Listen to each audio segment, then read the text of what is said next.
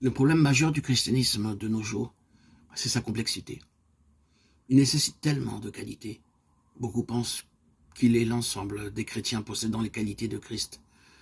Un tel aura de l'amour, un autre de la patience, un autre encore de l'humilité. Nous aspirons tous à ces choses, c'est pourquoi nous les recherchons. Cependant, il n'a jamais été dans l'intention de Dieu que nous possédions un tel éventail de dons ni de grâces particulières. Il désire tout simplement nous faire entrer dans l'héritage que nous avons en son Fils. C'est une personne qui nous présente et non pas un amoncellement de choses spirituelles.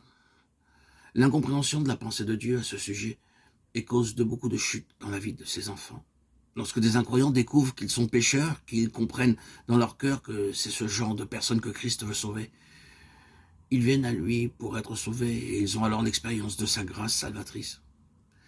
Mais ils prennent conscience, tôt ou tard, que cette expérience ne satisfait plus tous leurs besoins. Alors, ils demandent et font une expérience de plus. Avec chaque nouveau besoin, ils font de nouvelles requêtes pour combler leurs besoins spirituels. Aujourd'hui, ils prient pour ceci, demain pour cette autre chose, et les jours suivants pour quelque autre chose. Le nombre des choses demandées peut s'accroître.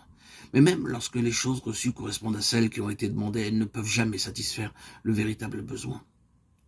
Dans le dessein de Dieu, Christ n'est pas seulement le donateur de tout ce dont nous avons besoin. Il est tout ce dont nous avons besoin. Reconnaître cette réalité procure de la vitalité au christianisme. Celui-ci contraste avec ce christianisme qui met l'accent sur des formes extérieures. Pour notre instruction, considérons ce que déclare la parole de Dieu. Dans son évangile, Jean rapporte les paroles de Jésus. Je suis le chemin et la vérité et la vie. Considérons quelque peu cette étonnante déclaration. En des termes très simples, le Seigneur déclare que le chemin de Dieu pour l'homme n'est pas un itinéraire qui puisse se cartographier. En réalité, ce n'est pas une chose, son Fils est son unique moyen pour atteindre sa finalité. Je suis le chemin, dit Jésus, et il ajoute, nul ne vient au Père, sauf par moi. Le seul et unique chemin qui conduise de là où nous sommes jusque là où est Dieu, c'est son Christ. Tous ceux qui sont vraiment allés vers Dieu ont fait l'expérience que Christ non seulement nous enseigne le chemin pour aller vers le Père, mais qu'il est le chemin.